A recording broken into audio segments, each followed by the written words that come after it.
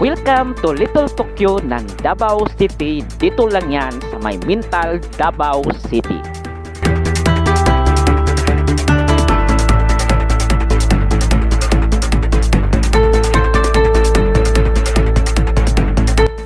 At kung natatanong kayo bakit Little Tokyo ang Mintal, check nyo yan sa ating channel, may video tayo niyan.